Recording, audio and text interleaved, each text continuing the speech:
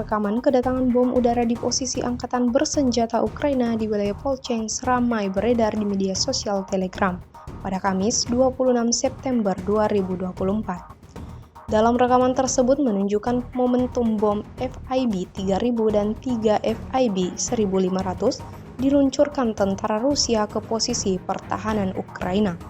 Serangan diklaim tepat mengenai sasaran dan menghancurkan semua yang ada di sana.